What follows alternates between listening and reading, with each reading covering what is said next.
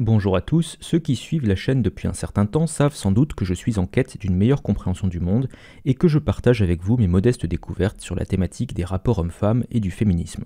Pour le dire simplement, et pour reprendre une expression que j'ai expliquée par ailleurs, je fais de la pilule rouge sur cette chaîne, même si je me méfie de ce que les gens mettent derrière ce terme qui est désormais utilisé à toutes les sauces.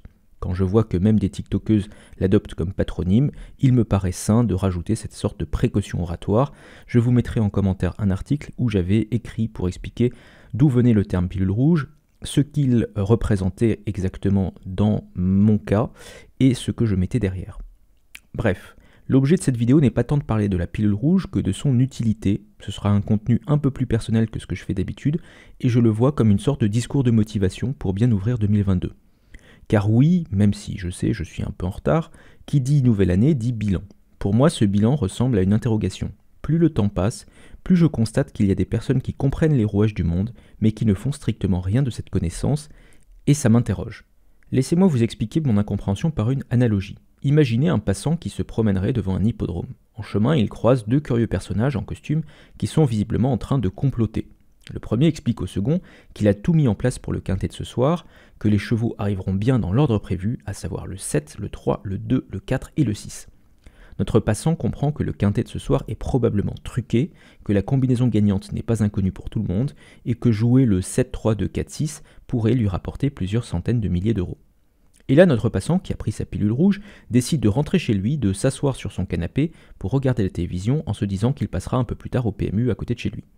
Sauf que, voilà, la fin d'après-midi arrive, il ne se sent toujours pas très motivé pour sortir, il a quand même pas mal marché ce matin, et puis bon, il fait pas si chaud que ça dehors, et puis finalement, ce serait pas mal de regarder encore un épisode de cette série télé.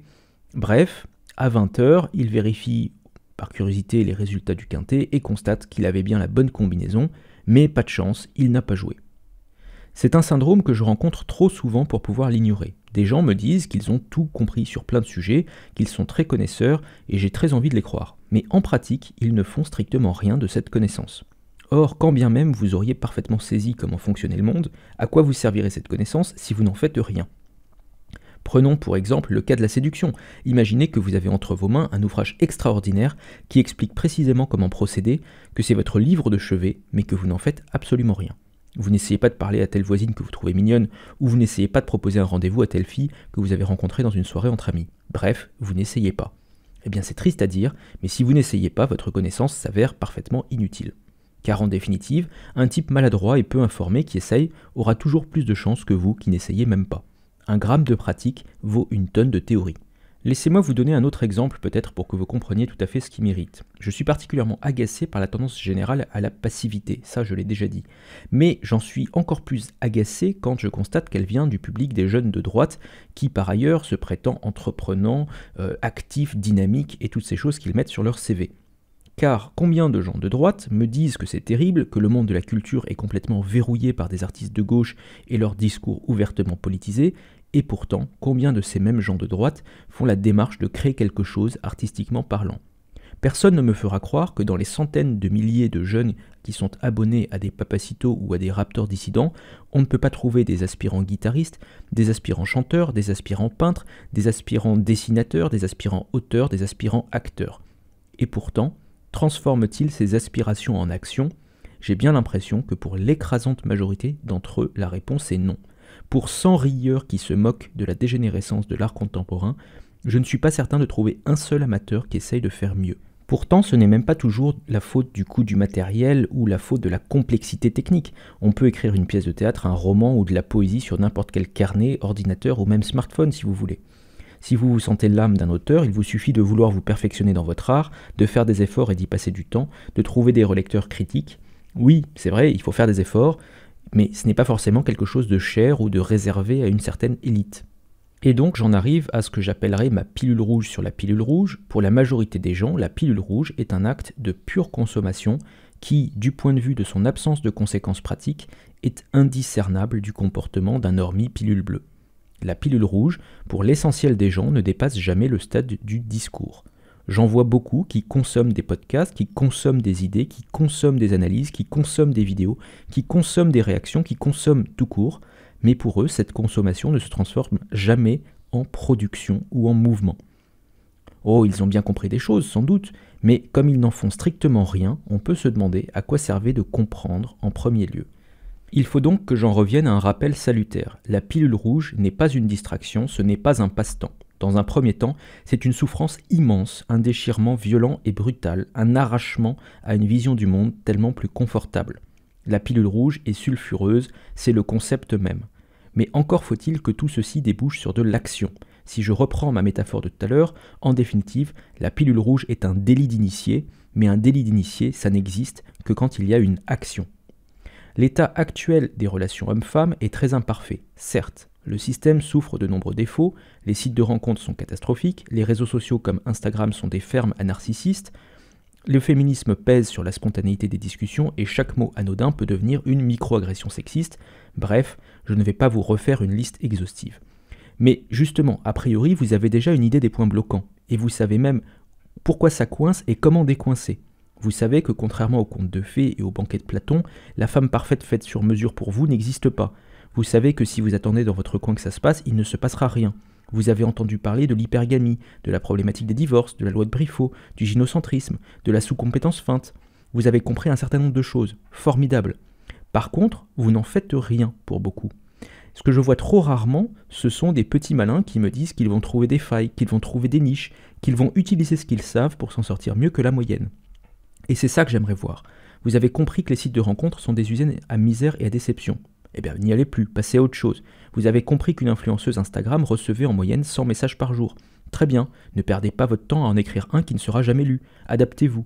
Mais ça, ce n'est que la première moitié de l'équation. Et c'est là où en général ça finit par bloquer. C'est que le but n'est pas que de ne pas faire. Le but c'est aussi de faire par ailleurs, de faire autrement. Allez rencontrer des gens dans la vraie vie, recréer une vie sociale à votre échelle, tisser des liens avec vos voisins, avec des gens que vous appréciez au travail, impliquez-vous dans des activités sociales, que ce soit dans une paroisse, dans des associations, dans des activités sportives, en plein air. Vous n'avez besoin de l'autorisation de personne pour le faire, ni même de passeport intérieur. Je crois que cette histoire de passivité dans la pilule rouge est suffisamment importante pour transformer l'habituelle opposition pilule bleue, pilule rouge en un cadran avec un deuxième axe vertical passif-actif. Je vous laisse l'idée dans un coin de la tête, peut-être que ça mériterait une vidéo dédiée. Dans la sphère anglo-saxonne, l'Australien Coltane s'est posé il y a quelques mois une question qui depuis me hante. Comprendre le monde permet-il vraiment d'améliorer sa propre condition ? Coltane en doute. Il considère qu'en réalité, nous avons si peu d'influence sur le monde et ses innombrables process que nous ne pouvons le changer qu'à la marge. Je peux, dans une certaine mesure, m'accorder avec lui sur ce point. Oui, en effet, si l'on raisonne à l'échelle de l'Union européenne ou de l'ONU, vous allez avoir bien du mal à modérer les ardeurs féministes de commissaires que vous n'avez jamais élus et dont vous ne connaissez souvent même pas les noms. Mais je crois que l'erreur de Coltane et de beaucoup de gens sur ce sujet tient dans l'échelle. Votre quotidien dépend pour partie de ce qui se décide dans d'obscures commissions européennes ou dans des ministères à l'égalité. Mais il dépend pour une plus grande partie encore des gens dont vous vous entourez, des rencontres que vous faites, de votre lieu de travail, de votre lieu d'habitation, etc. Et sur toutes ces choses-là, contrairement aux fonctionnaires lointains et discrets, vous avez une emprise bien réelle. Vous pouvez améliorer des choses. À défaut de mieux, commencez par là. Refuser un rôle passif n'a jamais été aussi difficile, mais aussi important qu'aujourd'hui. Mon public est constitué de jeunes dans la vingtaine ou le début de trentaine. Je suis probablement l'un des plus sensibilisés sur YouTube à la question du suicide, notamment chez les jeunes hommes. Et c'est aussi pour cette raison que je fais une vidéo plus directive que d'habitude. À ces jeunes qui m'écoutent, et pour certains qui doutent, qui se posent des questions, je voudrais dire qu'ils ne sont pas seuls, et que la solitude n'est pas une fatalité, que rien d'ailleurs n'est une fatalité. Oui, l'époque est particulièrement ingrate, elle est particulièrement inconfortable. Oui, la législation change 3 fois par mois et vous empêche d'aller à tel ou tel événement culturel. Mais après, la culture est à tout le monde. Vous aussi, vous pouvez lire et échanger des livres. Vous aussi, vous pouvez jouer de la musique, écouter de la musique. Vous aussi, vous pouvez organiser des soirées cinéma. Vous aussi, vous pouvez jouer des pièces de théâtre avec des amis. Oui, les salles de sport sont épisodiquement fermées. Mais après, vous aussi, vous pouvez faire du sport par vous-même, en extérieur ou à la maison. Les médias vous disent que vous n'êtes pas assez bien, trop blanc, trop homme, trop ceci ou trop cela. Mais après, qu'est-ce qui vous empêche de créer vos propres médias sur le net ? Qu'est-ce qui vous empêche d'ailleurs, sinon vous-même, de construire votre propre réseau de relations qui vous prend comme vous êtes ? Ce que je veux dire, c'est que si vous attendez que le monde remarche pour pouvoir vivre pleinement, vous attendrez longtemps et vous serez déçus. D'où mon conseil pour cette année qui vient. Soyez actifs, mettez des choses en pratique, même si c'est à toute petite échelle, même si ce sont des toutes petites choses. Refusez la facilité et la passivité qui vous mèneront certainement au ressentiment ou même à la mélancolie dépressive. Pour l'année qui vient, je vous souhaite de découvrir le pouvoir de l'action, de la création, de la construction. Vous le détenez ce pouvoir. Tout administratif qu'il soit, aucun serfat au monde ne pourra vous l'arracher. Tout milliardaire qu'il soit, aucun lobby capitaliste au monde ne pourra vous le voler. Tout officiel qu'il soit, aucun système de gouvernement au monde ne pourra incarcérer votre pouvoir de création.